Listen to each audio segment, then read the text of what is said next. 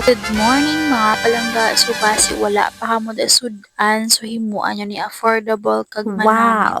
kag for sure makatig-up kag sure. So here we go sharing our sudan for today. Hope mo ay ka na din nakita mo tong first step na ginhimo. Yung ginauna ko guys no ang aton nga repolyo and slice. Then tanan-tanan ni ngari sa pinggan. Then the superpower tinapa which is the very important ingredient. Any kind of tinapa. Tara let's go sama-sama na tayong mapasok. Siyempre magluto. Una naman gindrop isang sibos ang bombay kagakit sili ang inuna. Pag gusto lang kami ya kay amang sobra. Pati ang pinakarason ko guys para kahang. Mahiligon gid kami sa kahang para dasit ang hungin. For the go niya guys diretso na naliko-liko pa kay gutom na pa.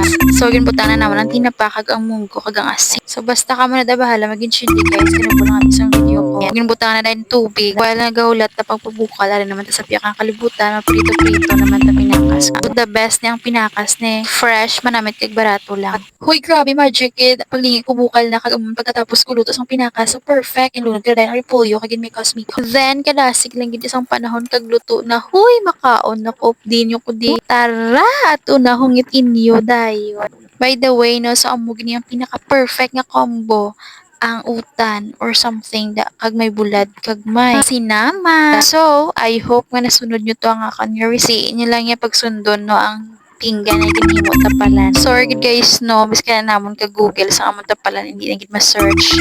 Maybe next video may tapalan na kami diya. So kadugay sa akon magkaon kadasig sa akon magluto, o di ba? Kay gin shortcut katubi ini do hindi gid ma-shortcut. Ara na alapit na lang isa na lang kahungin. Ara na dayon ang nag-inom na tubig. Dapat 5 minutes pa imbis mag-inom tubig pero ako ya inom dayon tubig kauhaw. Do hindi ko na gid mapunggan. Ay, nabusog na ko. O diba namin nakalukad ako kay busog na. Kag-ari na ang ginahulat, nakatig-up na. Si so lutuan nyo na pero the same thing matabo sa inyo.